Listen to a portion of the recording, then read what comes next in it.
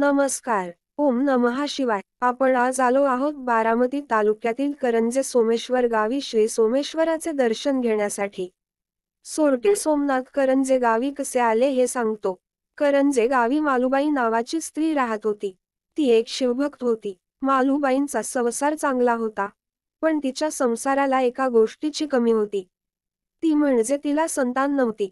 एक दिवस गावात एक शिवयोगी भिक्षा मागत मालूबाईंच्या घरी आला.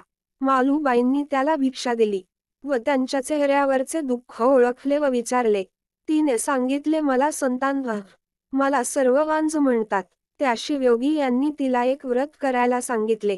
रोज रात्री 12 वाजता कुणालाही न सांगता गावाबाहेर वाळूची पिंड बनवायची, तिथे सोरटी सोमनाथाची पूजा करायची व घरी यायच. हे व्रत 12 वर्षे कुणालाही न सांगता करायचे. तिने हे व्रत 12 वर्षे केले, पण शेवटच्या दिवशी तिच्या सासूने व नवऱ्याने बघितले व ती कुठे जाते हे पाहण्यासाठी तो तिच्या पाठीमागे आला. तिने नेहमीप्रमाणे वाळूची पिंड बनवली व पूजा केली. पूजा होताच तिच्यासाठी विमान आले व ती त्या विमानात बसून निघाली असता तिच्या नवऱ्याने त्या विमानाचे पाय पकडून त्याला तो लोमकळला.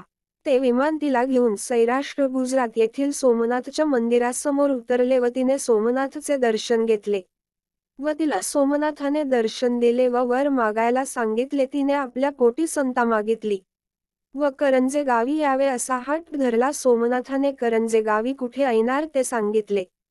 तिचा नवरा ते पाहून बेशुद्ध पडला व ती त्याच विमानाने घरी आली. घरी सासूला वाटले तिने आपल्या मुलाला मारून टाकले, म्हणून तिला बांधून पंचांसमोर उभा केले, पण तिच्या सांगण्यावर कोणी विश्वास ठेवत नव्हते.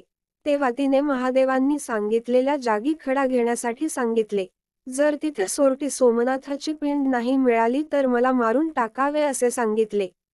तिच्या सांगण्यावरून तिथे खोदले असता तिथे सोरटी सोमनाथाची पिंड निघाली व सोरटी सोमनाथांनी तिच्या भक्तीची साक्ष दिली व करंजे गावी सोमनाथ नावाने अखंड वास करण्याचे वचन मालूबाईंना दिले. कथा आवडली असल्यास लाईक, शेअर, सबस्क्राईब नक्की करा. ओम नमः शिवाय.